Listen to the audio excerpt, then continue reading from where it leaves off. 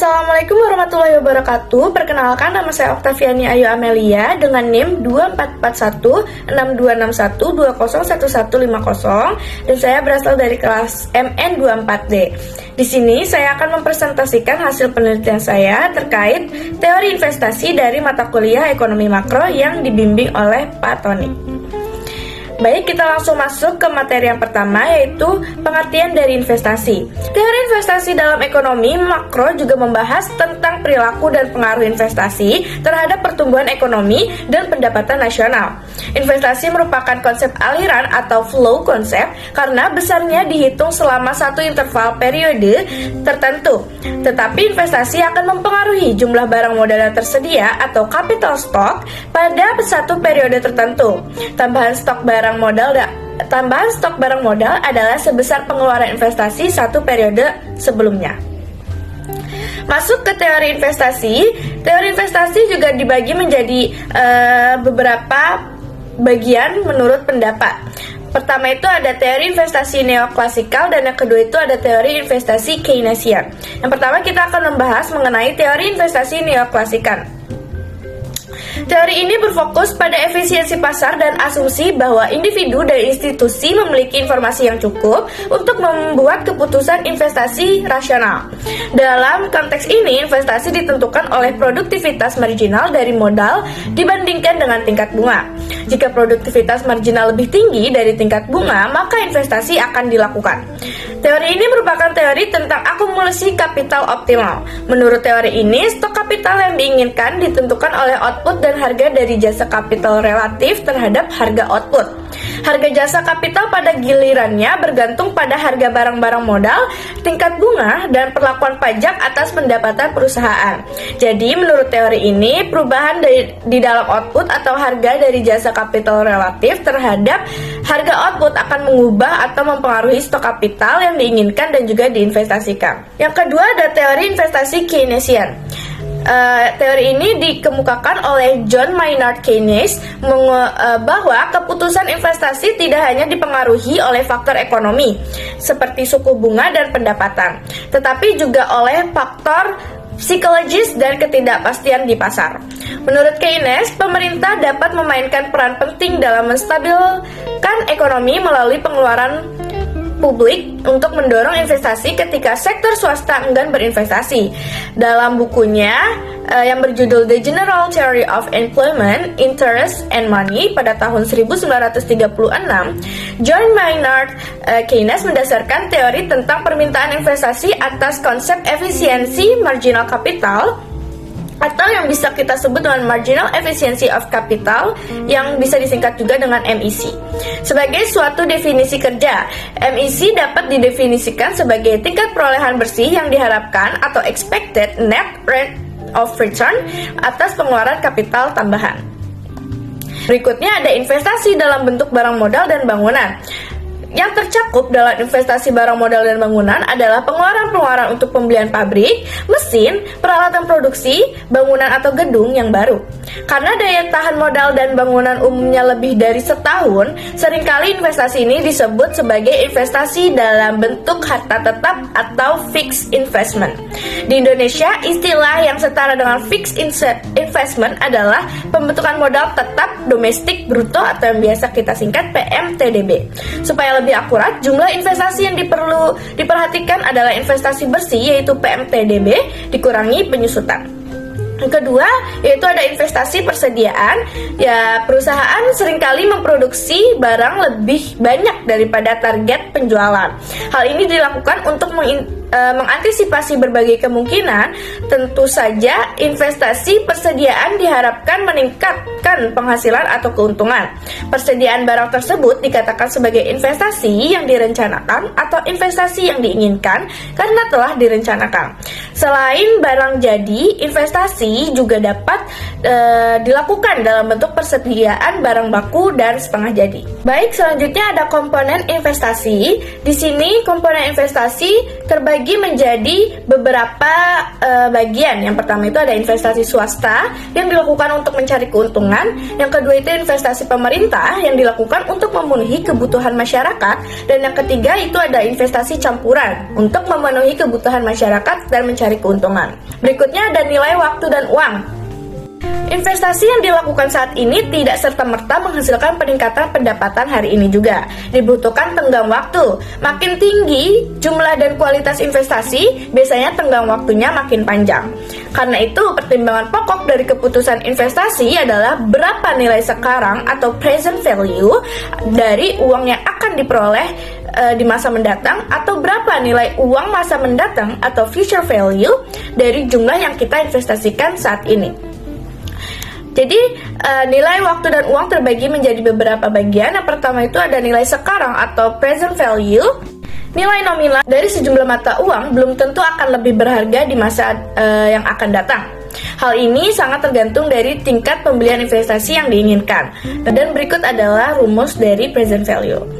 Yang kemudian ada nilai masa mendatang atau future value, yaitu menghitung nilai masa mendatang adalah kebalikan dari menghitung nilai sekarang dari output investasi yang direncanakan. Sekalipun melihat dari sudut pandang yang bertolak belakang, keputusan yang dihasilkan akan tetap sama. Dan berikut adalah rumus dari future value. Berikutnya ada kriteria investasi. Dalam praktik digunakan beberapa alat bantu atau kriteria-kriteria tertentu untuk memutuskan diterima atau ditolaknya rencana investasi. Kriteria-kriteria tersebut disebut dengan investment criteria. Minimal ada 4 kriteria investasi yang digunakan dalam praktik. Yaitu pertama ada payback period.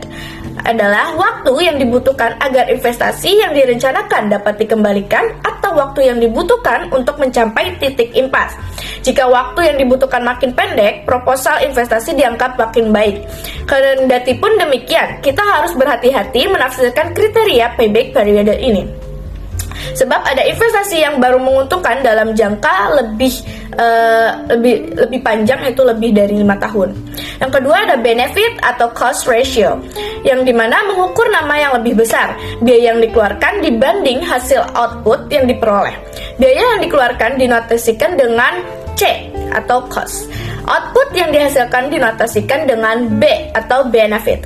Keputusan menerima atau menolak proposal investasi dapat dilakukan dengan melihat nilai B atau C. Umumnya, proposal investasi baru diterima jika B atau C-nya itu lebih dari 1. Sebab berarti output yang dihasilkan lebih besar daripada biaya yang dikeluarkan. Berikutnya yaitu ada net present value atau NPV, yaitu perhitungan dengan menggunakan nilai nominal dapat menyesatkan sebab tidak memperhitungkan nilai waktu dan uang. Untuk membuat hasil lebih akurat, maka nilai sekarang didiskontokan. Keuntungan dari menggunakan metode diskonto adalah kita dapat langsung menghitung selisih nilai sekarang dari biaya total dengan penerimaan total bersih. Selisih inilah yang disebut net present value. Suatu proposal investasi akan diterima jika NPV-nya itu lebih dari 0, sebab nilai sekarang dari permintaan total lebih besar daripada nilai sekarang dari biaya total. Baik, berikutnya itu ada internal rate of return atau IRR. Nah, IRR ini adalah nilai tingkat pengembalian investasi dihitung pada saat NPV sama dengan 0. Keputusan menerima atau menolak rencana investasi dilakukan berdasarkan hasil perbandingan IRR dengan tingkat pengembalian investasi yang diinginkan atau R kecil. Berikutnya itu ada faktor-faktor yang mempengaruhi tingkat investasi. Sebagai sebuah keputusan yang rasional, investasi sangat ditentukan oleh 2 faktor utama, yaitu tingkat pengembalian yang diharapkan dan biaya investasi. Nah, selain dari 2 faktor utama tersebut, faktor-faktor yang lain juga mempengaruhi tingkat investasi. Contohnya yang pertama itu ada tingkat pengembalian diharapkan atau expected rate of return. Nah, tingkat pengembalian yang diharapkan ini juga terbagi menjadi 2, yaitu kondisi internal perusahaan dan kondisi eksternal perusahaan. Yang pertama, kondisi internal perusahaan itu adalah faktor-faktor yang berada di bawah kontrol perusahaan, seperti tingkat efisiensi, kualitas SDM dan teknologi. Sedangkan faktor non-teknis seperti kepemilikan hak dan atau kekuatan monopoli, kedekatan dengan pusat kekuasaan dan penguasaan jalur informasi. Yang kedua itu kondisi eksternal perusahaan yang perlu dipertimbangkan dalam pengambilan keputusan akan investasi utama adalah perkiraan tentang tingkat produksi dan pertumbuhan ekonomi domestik maupun internasional. Yang kedua ada biaya investasi, yang dimana hal yang paling menentukan adalah tingkat bunga pinjaman. Makin tinggi tingkat bunganya, maka biaya investasi makin mahal. Akibatnya minat akan investasi makin menurun. Namun tidak jarang walaupun tingkat bunga pinjaman rendah, minat akan investasi tetap rendah. Hal ini disebabkan biaya total investasi masih tinggi dan faktor yang mempengaruhi adalah masalah kelembagaan. Dan yang terakhir yaitu ada Marginal Efficiency of Capital atau MEC, dan juga tingkat bunga dan Marginal Efficiency of Investment atau MEI. Berikutnya ada aspek-aspek investasi. Investasi dapat dilihat dari aspek-aspek berikut. Yang pertama itu ada aspek uang. Uang digunakan untuk mengukur kekayaan. Uang yang ditanam sekarang diharapkan di masa mendatang. Untuk menilai kelayakan investasi digunakanlah uang sebagai dasar penilaian atau money and value concepts. Yang kedua ada aspek manfaat investasi, di mana penilaian kelayakan investasi dilihat dari manfaat dan biaya yang ditimbulkan dengan menggunakan asas manfaat atau cost benefit ratio. Yang ketiga ada aspek pengorbanan atau sacrifice aspect, yaitu investor harus rela mengorbankan sumber daya yang dikuasainya untuk melakukan investasi.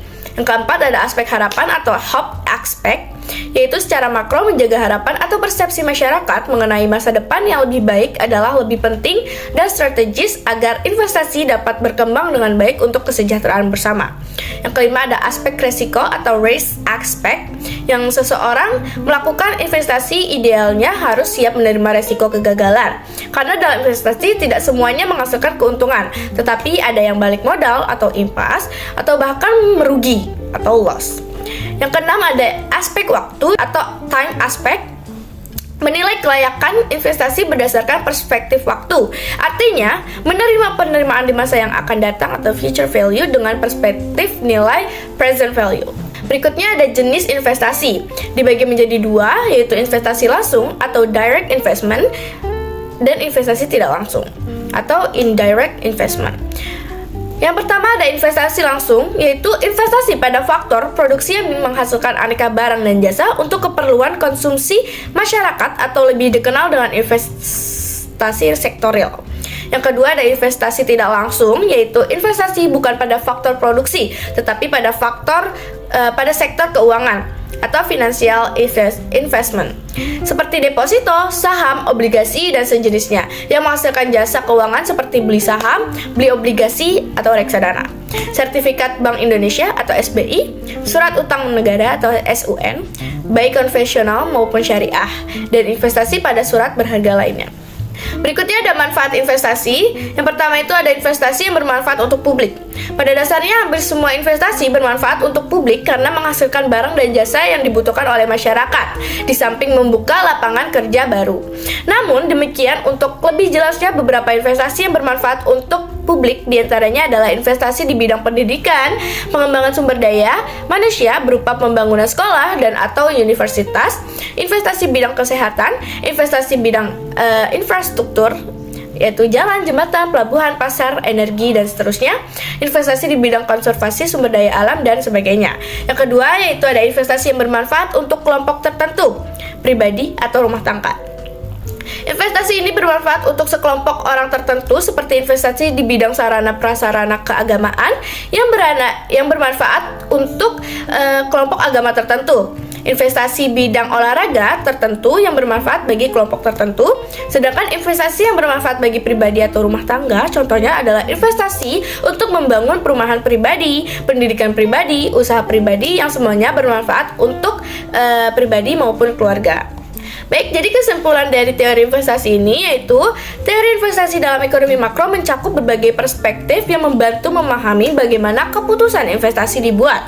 Pemahaman yang lebih baik tentang faktor-faktor yang mempengaruhi investasi dapat membantu pembuat kebijakan dalam merumuskan strategi untuk mendorong pertumbuhan ekonomi. Sekian dari saya, mohon maaf bila ada salah kata. Wabillahi taufiq wal hidayah. Wassalamualaikum warahmatullahi wabarakatuh. Terima kasih.